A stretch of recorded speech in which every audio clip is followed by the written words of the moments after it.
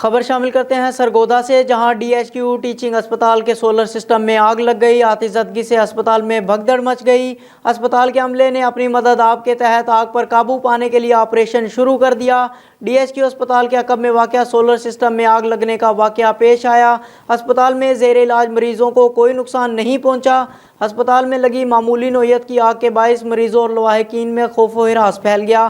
Operation کے بعد اسپتال کو کلیئر کر دیا گیا۔ اس حوالے سے ایم ایس ڈاکٹر مشتاق بشیر کا کیا کہنا تھا، آپ کو سنواتے ہیں۔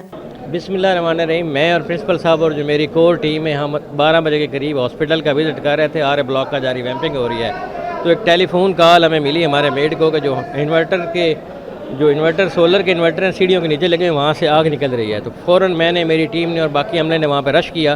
تو جو ہمارے سولر کا انورٹر ہیں جو مین او پی ڈی کی بلڈنگ میں تھے، وہاں پہ آگ بھڑکی تھی۔ تو ہماری جو ٹیم ہے انہوں نے مل کر، ہمارے پورے عملے نے، جو ہمارے فائر ایکسٹنگوشر تھے پراپر، ان کے ساتھ اس آگ کو ودن ویلن ٹائم بجھا لیا۔ گو دھوئیں سے ہاسپٹل بھر گیا، لیکن اس میں کوئی جانی یا مالی نقصان نہیں ہوا۔ اس سے وارڈ بہت دور تھے اور وارڈ تک اس کا امپیکٹ بھی نہیں گیا۔ تو الحمدللہ اللہ تعالیٰ کا شکر ہے، میں وہیں اسپاٹ پہ کھڑا ہوں، آگ پہ قابو پا لیا گیا ہے اور الحمدللہ کوئی جانی مالی اس انورٹر کے سوا کوئی نقصان نہیں ہوا۔